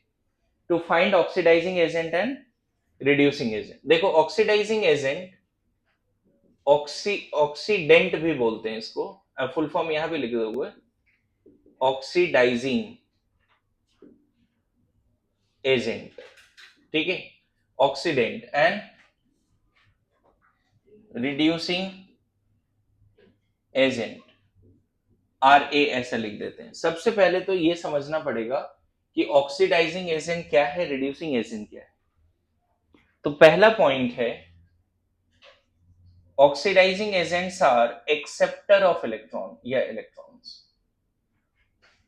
ऑक्सीडाइजिंग एजेंट्स आर, एंड ये बोलते हैं डोनर ऑफ इलेक्ट्रॉन या electrons, generally in aqueous medium, हालांकि मीडियम नहीं मेंशन है तो भी आप बोल सकते हो इन एक्वस मीडियम। जैसे एक एग्जांपल दे रहा हूं, मान लो Fe+3 तीन इलेक्ट्रॉन लेके न्यूट्रल हो गया, तो ये कहलाता है ऑक्सीडाइजिंग एजेंट, क्योंकि उसने इलेक्ट्रॉन लिया। यहां पे ये क्या कहलाएगा? Oxidise, acceptor of electron. समझ गए? अच्छा, यहीं पर अगर मान लो मैग्नीशियम ने 2 इलेक्ट्रॉन लूज कर दिया, तो यहां मैग्नीशियम कहलाएगा रिड्यूसिंग एजेंट, सिंपल। समझे? एक और एग्जांपल देता हूं, मान लो F2 2 इलेक्ट्रॉन लिया एंड 2F- बना दिया, पहला एक दूसरा, ये कहलाएगा oxidising agent. How come? Electron ले लिया उसने, ये क्या कहलाएगा? Oxidising agent. दिख रहा है आपको? है ना? क्या लिखा है? एक्सेप्टर ऑफ इलेक्ट्रॉन और इलेक्ट्रॉन्स, ठीक है? अच्छा, एक और एग्जांपल देता हूं, एग्जांपल चल रहा है ये 1 and 2, 1 and 2, है ना? जैसे मान लो यहां पे लिख दिया 2Cl- गिव Cl2 + 2 इलेक्ट्रॉन। यहाँ पे कौन है रिड्यूसिंग एजेंट? कौन है रिड्यूसिंग एजेंट? Cl माइनस बच्चे, 2 तो बैलेंसिंग की वजह से है। कौन है? Cl minus. Donor of electron कौन है? Cl minus. Cl माइनस देखो ना, अपना इलेक्ट्रॉन देखो -1 है, यहाँ 0 है। Cl2 में ऑक्सीडेशन नंबर क्या होगा? Cl2 में दोनों क्लोरीन का क्या होगा? 0। -1 से कहाँ पहुंच गया? 0। कहाँ पहुंच गया ये? -1 से 0। अच्छा, यहाँ पे मैग्नीशियम का ऑक्सीडेशन स्टेट क्या है? न्यूट्रल मैग्नीशियम का 0। अभी कहाँ पहुंच गया? +2। गौर करना, अभी कुछ और सिखा रहा हूँ। अच्छा, यहाँ पे आयरन का ऑक्सीडेशन नंबर क्या है? +3। यहाँ पे आयरन का क्या है? 0। यहाँ फ्लोरीन का क्या है? 0। यहाँ पे क्या है? -1। देखो, अब नया चीज सीखोगे, या तो इलेक्ट्रॉन एक्सेप्ट करे या फिर रिएक्टेंट में उस एलिमेंट का ऑक्सीडेशन स्टेट ज्यादा है और प्रोडक्ट में कम है। देखो, यहाँ +3 है, यहाँ 0 है, यहाँ पे 0 है, यहाँ -1, घटा है ना। मतलब जब भी एक्सेप्टर ऑफ इलेक्ट्रॉन होगा, जो एलिमेंट, जो एटम या आयन जो स्पीसीज इलेक्ट्रॉन लेगा, उसका ऑक्सीडेशन नंबर कम हो जाएगा। पहले वो हाई ऑक्सीडेशन नंबर पे था, पहले वो कहाँ था? +3 पे। अब कहाँ पे है? पहले वो 0 पे था, हाई ही है, अभी कितने पे है? कम हो गया ना उसका ऑक्सीडेशन नंबर। अच्छा, जहां भी डोनर ऑफ इलेक्ट्रॉन या इलेक्ट्रॉन्स होंगे, अपना खुद का इलेक्ट्रॉन लूज कर दिया तो उस पर ज्यादा पॉजिटिव आएगा। मेरे पास 5 इलेक्ट्रॉन थे, मैंने लूज कर दिए, +5 आएगा मेरे पास। तो वैसे देखो, मैग्नीशियम के पास बहुत सारे इलेक्ट्रॉन थे, लेकिन इसका प्रोटॉन और इलेक्ट्रॉन बराबर है, 12 प्रोटॉन 12 इलेक्ट्रॉन, इसीलिए नेट चार्ज इस पे क्या है? 0। इस पे कोई एक्स्ट्रा इलेक्ट्रॉन है क्या? मैग्नीशियम पे है क्या? नहीं। लेकिन इस केस में मैग्नीशियम +2 के पास क्या दिख रहा है? 2 इलेक्ट्रॉन की कमी, क्योंकि उसने 2 इलेक्ट्रॉन किसी और को दे दिए। तो जब भी रिड्यूसिंग एजेंट होगा, मतलब एक्सेप्टर ऑफ इलेक्ट्रॉन होगा, ऑक्सीडेशन नंबर बढ़ेगा। जो एलिमेंट इलेक्ट्रॉन लूज कर रहा है वो लोअर ऑक्सीडेशन स्टेट से हायर ऑक्सीडेशन स्टेट पे जाएगा। और जब भी ऑक्सीडाइजिंग एजेंट होगा, जो एलिमेंट इलेक्ट्रॉन गेन कर रहा है, वो हाई ऑक्सीडेशन स्टेट से लो ऑक्सीडेशन स्टेट पे जाएगा। अब देखो, यहाँ एक इंटरेस्टिंग चीज क्या सीखोगे, अगर आपने ऑक्सीडेशन रिडक्शन का डेफिनेशन सही से किया है, तो ऑक्सीडेशन मतलब लॉस ऑफ इलेक्ट्रॉन या gain of electron. Oxidation reduction जो बोला मॉड्यूल से देख के लिखना है, लॉस ऑफ इलेक्ट्रॉन। ऑक्सीडेशन मतलब लॉस ऑफ इलेक्ट्रॉन। देखो, ऐसा कोई स्पीसीज जिसका ऑक्सीडेशन होता है वो है reducing agent. The species which is undergoing oxidation is reducing agent. अच्छा बताओ, यहाँ भी क्या हो रहा है? बताओ, ऑक्सीडेशन है रिडक्शन है? क्लोरीन का -1 से 0 पे गया, क्या है ये? अच्छा, इक्वेशन देख के बताओ ना, लॉस ऑफ इलेक्ट्रॉन है या नहीं? प्रोडक्ट की तरफ इलेक्ट्रॉन लिखा हुआ है। तो ऐसा कोई भी स्पीसीज, कोई भी मॉलिक्यूल, आयन, एटम, कंपाउंड जो इलेक्ट्रॉन लूज करेगा, मतलब ऑक्सीडेशन होगा, वो खुद क्या है? तो कंफ्यूज, जिसका ऑक्सीडेशन है वो ऑक्सीडाइजिंग एजेंट नहीं है, उल्टा चलता है। क्लियर है? अच्छा, यहाँ पे बताओ, रिडक्शन में आपने क्या पढ़ा? गेन ऑफ इलेक्ट्रॉन पढ़ा था उधर। तो देखो, यहाँ पे देखो, आयरन ने इलेक्ट्रॉन को क्या किया? गेन किया। तो ये क्या है? ये रिडक्शन है या नहीं है? ये रिडक्शन है। तो जिसका रिडक्शन होता है वो क्या कहलाता है? अच्छा, यहाँ पर फ्लोरीन का क्या हो रहा है बताओ? रिडक्शन। वेरी गुड, क्योंकि फ्लोरीन इलेक्ट्रॉन गेन कर रहा है। जिसका रिडक्शन होता है वो क्या कहलाता है? तो दो तरह की बातें और यहाँ पे स्टार देके लिखा सकते हैं। ऐसे बोल सकते हैं, द स्पीसीज, है ना, species undergo reduction are oxidising agent. मेरी बात आ रही समझ में? जिसका रिडक्शन होगा वो क्या है? Oxidising agent. तो यहाँ क्या लिखना पड़ेगा? The species undergo oxidation are reducing। मेरी बात समझ? लेकिन ध्यान रखना एक चीज और, बड़ा सरप्राइजिंग है, बहुत इंटरेस्टिंग है। पूरे स्पीसीज का ऑक्सीडेशन रिडक्शन नहीं होता। उस कंपाउंड मॉलिक्यूल आयन में एक कोई एटम होगा जो इलेक्ट्रॉन को गेन कर रहा होगा। वो ओवरऑल गेन नहीं होता, कोई एक ही एटम होता है जो इलेक्ट्रॉन को गेन करता है, समझ गए, पूरे कंपाउंड में। तो द स्पीसीज है ना, वो बोल तो रहे लेकिन यहाँ साइलेंट क्या है, the atom in the species, the atom in the molecule compound ion which undergo reduction. जैसे यहाँ पे कौन, यहाँ तो एटम ही लिया है, स्पीसीज लिया ही नहीं, यहाँ पे आयरन ही इलेक्ट्रॉन गेन कर रहा है, तो Fe+3 ही क्या है, ऑक्सीडाइजिंग एजेंट। यहाँ पर भी मैग्नीशियम ही इलेक्ट्रॉन को लूज कर रहा है, स्पीसीज में एक ही एटम है और वही लूज कर रहा है, तो यहाँ मैग्नीशियम ही क्या कहलाएगा, यहाँ मैग्नीशियम अंडरगोइंग ऑक्सीडेशन, इसीलिए मैग्नीशियम क्या कहला रहा है, जिसका ऑक्सीडेशन है वो क्या कहलाता है, जो ऑक्सीडेशन हो रहा है, जिसका ऑक्सीडेशन हो रहा है वो क्या कहलाता है, रिड्यूसिंग एजेंट, जिसका रिडक्शन हो रहा है वो क्या कहलाता है। तो ऑक्सीडाइजिंग रिड्यूसिंग को बहुत अच्छे समझने के लिए ऑक्सीडेशन रिडक्शन पे कमांड होना जरूरी है। ऑक्सीडेशन रिडक्शन आपको बहुत अच्छे से आना चाहिए। ओल्ड कंसेप्ट आपको पता था, O2 का एडिशन, H2 का रिमूवल, ये सब ओल्ड कंसेप्ट में खुद डिस्कस किया था और मुझे लगता है ठीक नॉलेज था, तो मैंने बोला ठीक है ऑक्सीडेशन रिडक्शन एक बार लिख के आ जाओ नोट्स, है ना, लिखा भी है लोगों ने और शुरू का पेजेस में लिखा भी है, लिखिए इसको, लिखिए। आज के बाद याद रहेगा ऑक्सीडाइजिंग एजेंट का मतलब क्या। ऑक्सीडाइजिंग एजेंट मतलब इलेक्ट्रॉन का भूखा, उसको इलेक्ट्रॉन चाहिए। ऑक्सीडाइजिंग एजेंट मतलब मरा जा रहा है इलेक्ट्रॉन लेने के लिए, समझ गए। हाँ, दूसरा एप्लीकेशन में पहले हम, मतलब हमें बताना ऑक्सीडाइजिंग एजेंट कौन है और रिड्यूसिंग एजेंट कौन है, ये बताने से पहले ये समझना पड़ेगा कि ऑक्सीडाइजिंग एजेंट होता क्या है और रिड्यूसिंग एजेंट होता क्या है, समझ गए। ठीक है, देखिए इसमें लिख सकते हो कि जब भी, अच्छा एक चीज, चलो इतना अगर समझ में आ गया तो मुझे ये बताओ, ऑक्सीडाइजिंग एजेंट्स आर मेटल्स और नॉन मेटल्स, मान लो ऐसे पूछे, ऑक्सीडाइजिंग एजेंट्स आर मेटल्स और नॉन मेटल्स। देखो तुम लोग एकदम सेंस को रिलेट ही नहीं करते। पहले तो ऑक्सीडाइजिंग एजेंट है क्या,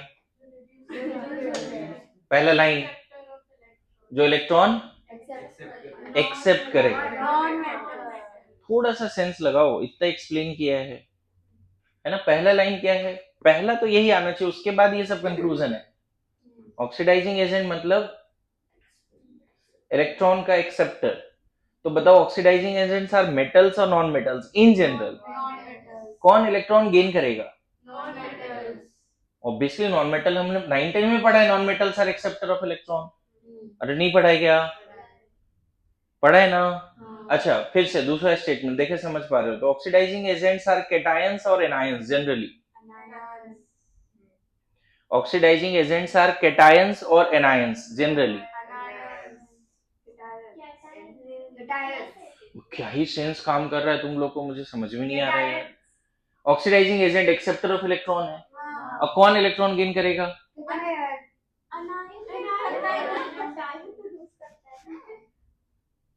यहाँ कौन गेन कर रहा है इलेक्ट्रॉन को, ऑक्सीडाइजिंग। मैंने क्या पूछा, generally oxidizing agents are cations और एनायंस। जनरली कौन इलेक्ट्रॉन गेन करेगा, प्लस चार्ज माइनस चार्ज को एक्सेप्ट करता है यार, सिंपल लॉजिक है। Cation electron, generally cation will try to gain electron and become, तो cations are acceptor of electron, not anions are generally. Anion accept कर सकता है लेकिन इन जनरल कौन करेगा एक्सेप्ट। क्या कॉमन सेंस लगा रहे हैं, मुझे ये नहीं समझ में आ रहा है। Don't fight now, don't fight, just try to understand the concept. अगर मैं ये बोलूं कि मेटल्स आर रिड्यूसिंग एजेंट, तो ये लाइन कनेक्ट होना चाहिए फ्यूचर में कि सही बोल रहे हैं सर, मेटल जो है reducing agent donor of electron होता है और मेटल इलेक्ट्रॉन को लूज कर सकता है। सर मुझे तो इसमें दिक्कत नहीं लग रहा है। मैं बोलूं non metals are oxidising agent, बोलना हाँ सर लग तो रहा है सही बोल रहे हो आप। नॉन मेटल्स आर, बोला हाँ सर लग तो रहा है सही बोल रहे हो। कैसे सही बोल रहे हैं, non metals are oxidising agent. Sir non metal electron चाहता है और ऑक्सीडाइजिंग एजेंट भी इलेक्ट्रॉन चाहता है। समझ में आ रहा है। अच्छा मैं बोलूं cations are oxidising agent, cations are, most of the cations are oxidising agent. कैसे बोल सकते हैं most of the cations are oxidising agent, positive charge generally cation चाहता है इलेक्ट्रॉन को, मतलब ये तो नेचुरल है जी, opposite charge attract each other. क्या बात कर रहा, ये भी समझाने की जरूरत है क्या?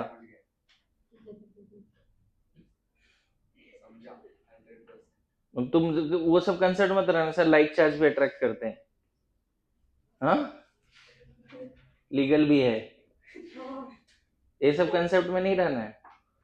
ओके आगे बढ़े,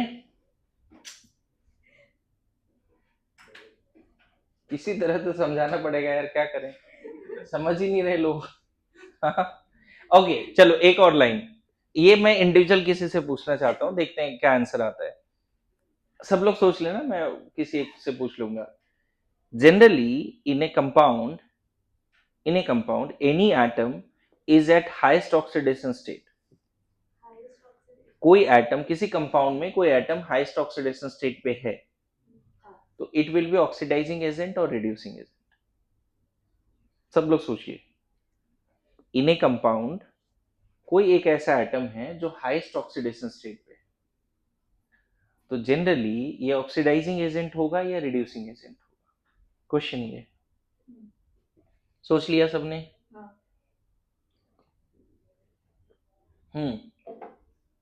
यस बताओ, क्या सोचा? सोचा ही नहीं, ठीक है। हाँ सरयू, नहीं सर,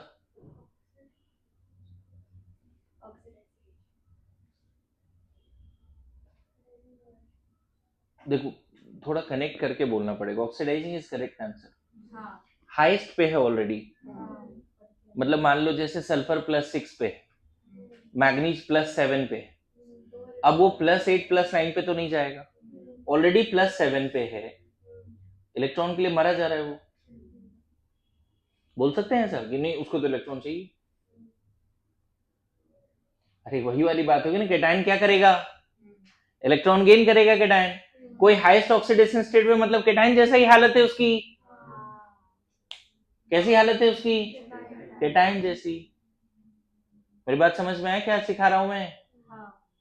बोलिए, उसकी कैसी हालत है, कैटायन जैसी हालत है उसकी, यस नो? ठीक है, तो अब हम यहाँ पे एक लाइन और नोट वाला लाइन लिख सकते हैं कि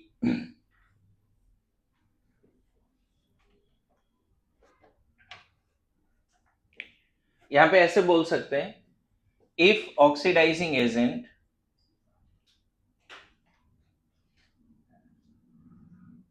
particular atom will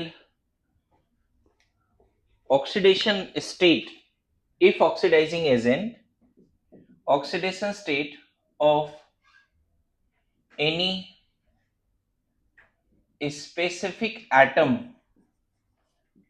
in the compound or ion decreases, क्या ये सही होगा बोलना?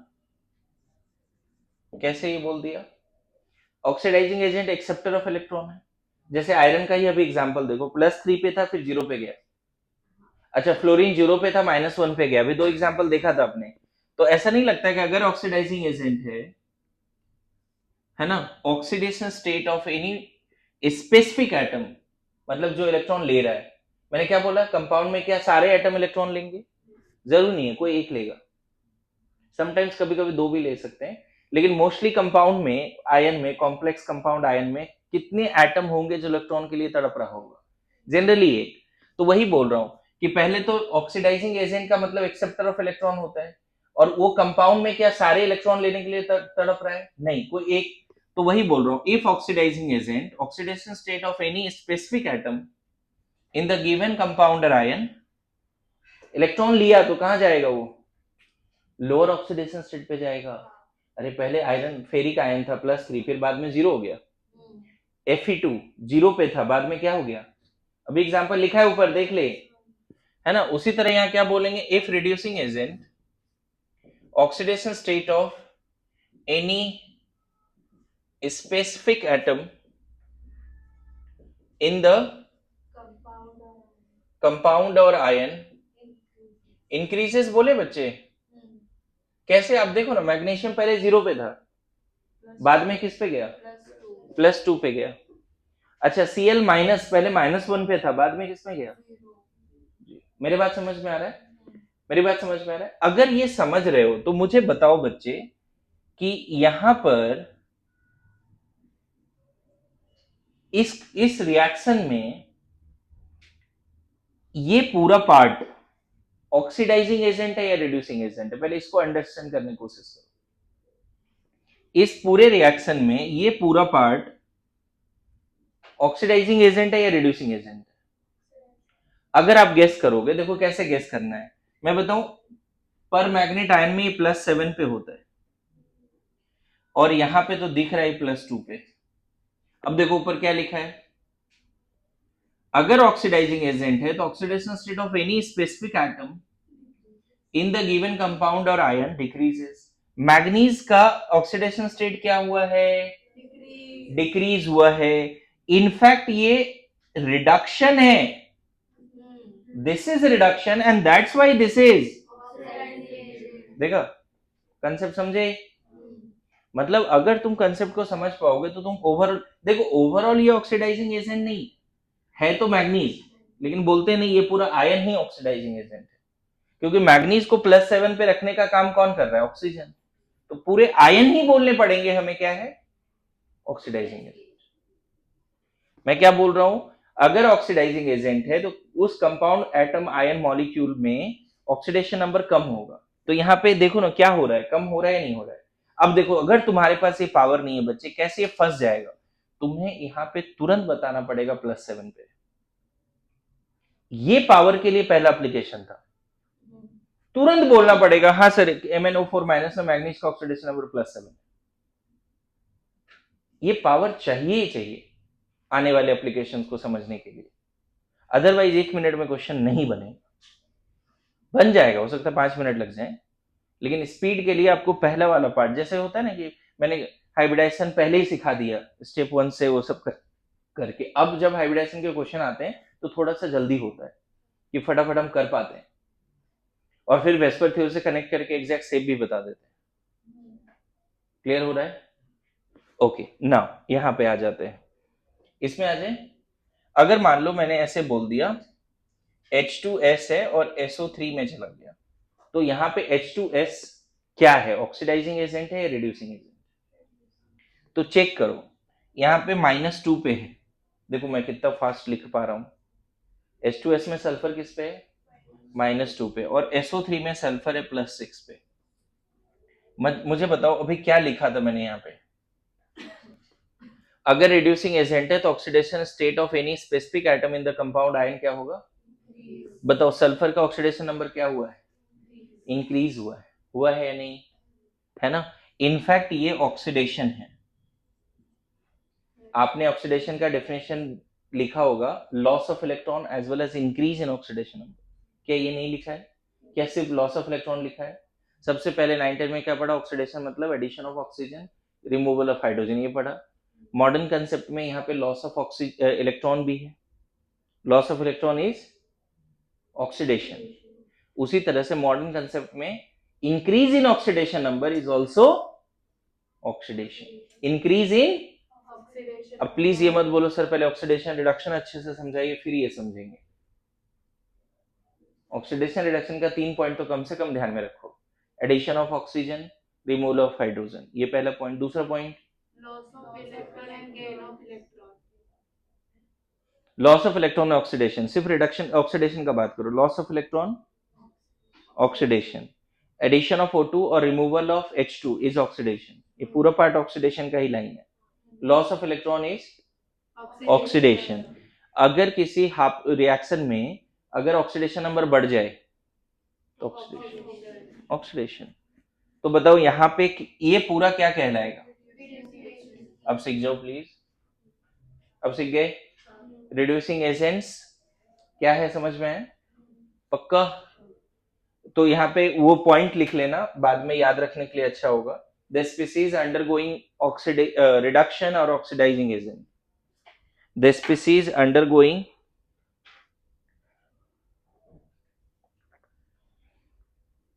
the species undergoing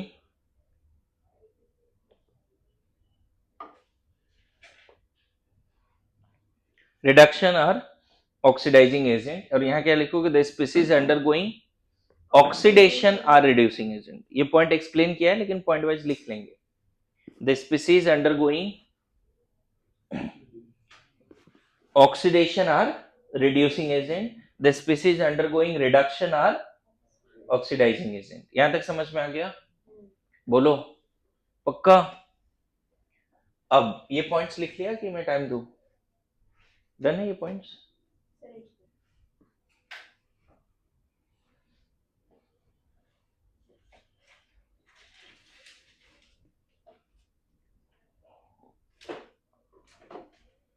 आज आ रही अभी नहीं आई, क्या हो गया इसको? लास्ट क्लास तो आई थी नहीं, कल आई थी। उसकी रिसेंटली शिफ्टिंग हुई है तो वो हो रही है सर इधर। लिखो, जनरली नॉन मेटल्स, इधर इधर लिखना, generally non metals cations, generally non-metals cations, generally non-metals cations, हाँ ये लिखना है इधर, generally non-metals cations or any species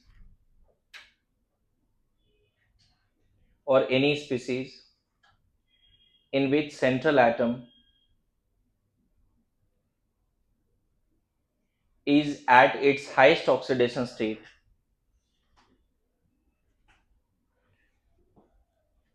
generally non-metals cations or in any species if central atom is at highest oxidation state will behave as oxidizing agent, will behave as oxidizing agent, will behave as oxidizing agent। इसी में लिखिए, generally non-metals electron rich species,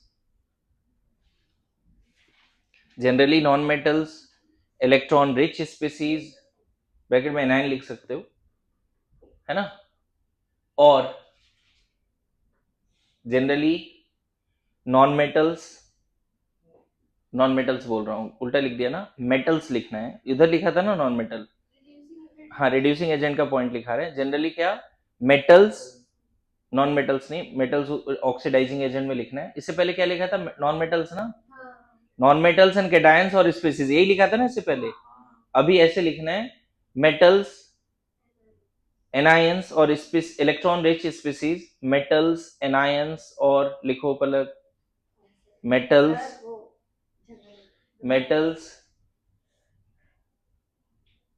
anions और electron rich species, और species in which central atom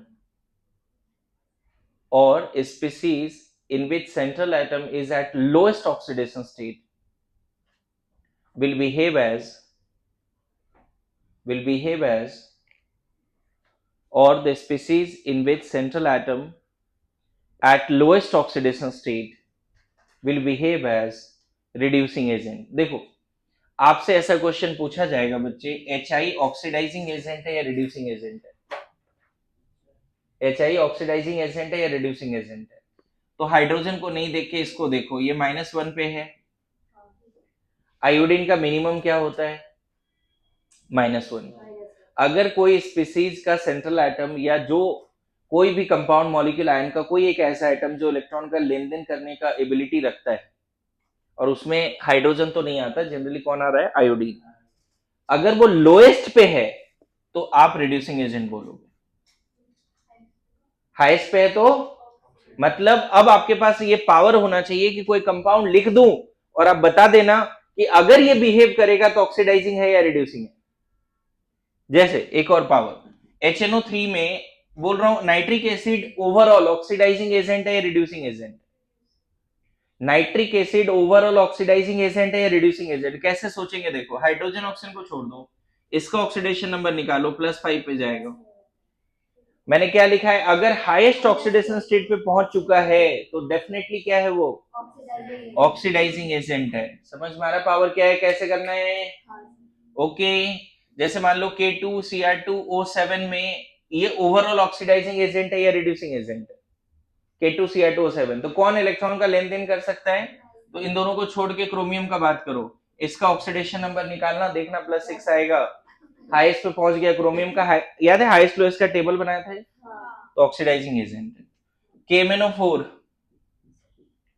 manganese +7 पे है, क्या हो जाएगा? ऑक्सीडाइजिंग एजेंट हो जाएगा। आपको आइडेंटिफाई करना पड़ेगा ऑक्सीडाइजिंग एजेंट। H2S सल्फर यहाँ पे औकात रखता है लेन देन का, और सल्फर यहाँ किस पे है? -2 पे है, मतलब क्या हो गया? मैंने क्या लिखा है, अगर किसी कंपाउंड मॉलिक्यूल आयन में सेंट्रल एटम या जो इलेक्ट्रॉन लेन देन करने का पावर रखता है वो लोएस्ट पे है तो रिड्यूसिंग, किसी कंपाउंड मॉलिक्यूल आयन में एटम अगर हाईएस्ट पे है ऑक्सीडाइजिंग। समझ में आ रहा है? क्लियर है? अच्छा, अगर इंटरमीडिएट पे आ गया तब, जैसे मैग्नीज मान लो MnO बोले, पता है मैग्नीज का औकात क्या है? -2 से +7। मैग्नीज का औकात ये है, अब देख लेना। अब मैं बोल रहा हूं MnO के कैसा बिहेवियर शो करेगा? MnO तो ये तो +2 पे है। अगर किसी कंपाउंड मॉलिक्यूल आयन में कोई एटम जो इलेक्ट्रॉन का लेन देन करने का औकात रखता है, अगर वो इंटरमीडिएट पे, इन बिटवीन, हाईएस्ट भी नहीं है लोएस्ट भी नहीं है, कहीं बीच में है, तो किसी रिएक्शन में ये ऑक्सीडाइजिंग भी बन सकता है और किसी रिएक्शन में रिड्यूसिंग भी बन सकता है। नया कंसेप्ट है। हाईएस्ट पे है तो हमेशा ऑक्सीडाइजिंग ऑलवेज, लोएस्ट पे है तो हमेशा रिड्यूसिंग, और इंटरमीडिएट पे है तो दोनों। क्लियर हुआ? ठीक है, थैंक यू।